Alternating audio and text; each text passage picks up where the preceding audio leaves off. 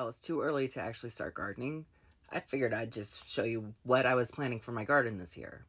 Now, I always order from Baker's Creek because they have a really good germination rate. Plus, I really like them because back when I lived in Missouri, I actually visited their farm once for one of their festivals, and it's a really, really cool place. So I like to support them. Alright, so first I'm going to show you some varieties that are tried and true that I like a lot. I love these peppers. They take a long time to grow, so I'll probably start them inside this year. Last year I sowed everything direct sow in the ground, and I didn't really have anything until August. But these are a little bit spicier than green peppers, but not like super, super spicy, and I really like them. And this is tomato. I love these tomatoes. I tried a few different varieties last year, and this was really productive. Has a good size, which is a little on the smaller size, which is good for me because I like to have serving size potatoes or tomatoes. This carrot I grew last year. They literally took all year to get big, but it was really, really good flavor. These are the teeny like serving size butternut squash. So they don't grow like as big as regular butternut squash. They are like half the size, which I like because then I can just chop one up and add it to stuff. And it takes about 2 of these to make one butternut, but they were really productive the year that I was successful with them. Last year I tried to save some seeds from the year before, and it just didn't work out for me. It just been my seed saving skills just aren't that great. So I was a little disappointed. So I just bought a fresh pack, and I'll probably just try to save seeds again just to see if I can actually make it work. But next year, I'll probably do half a pack of save seeds and half a pack of like from them just to see if I can make it work. If I don't, then at least I still have some that actually come up. And this squash is awesome. Okay, because we have a huge problem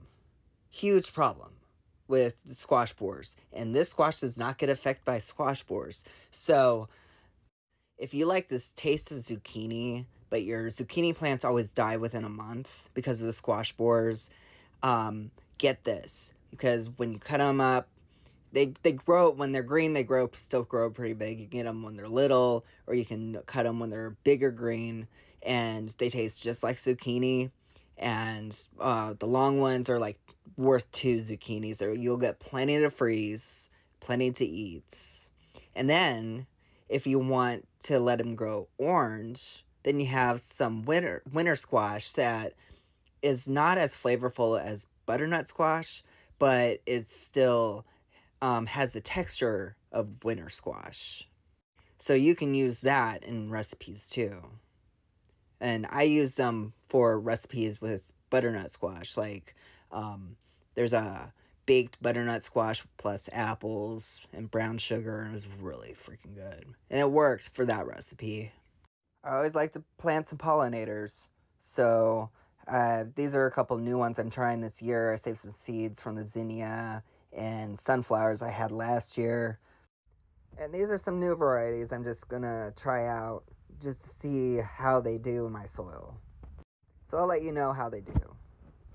And then beets, I tried this one last year and I was really disappointed because it was in bed that got overtook by weeds and it just didn't work out. So I'm gonna try something different because I really want to try these. And I don't care for the purple beets as much, even though I'll eat them, but they're more they taste like dirt. So I will try this and see if I can make it work in my soil this year. And my son is a huge, huge fan of melons, so we're trying these too. And they always send some free seeds, so they gave me the Merlot, which I've done before, and I love it, so I'm glad they send it to me. And this, I will try it. I don't know how hot it is, but we'll see how that goes. Anyway, this warm weather is making me want to garden so bad, but it's still too early, even for the cold weather stuff. So I just figured I'd just talk about it and just clue you guys in on what I'm doing, what my plans are, trying to do a variety. That way, if there's like one thing that fails, you know, it's not like the entire garden has failed.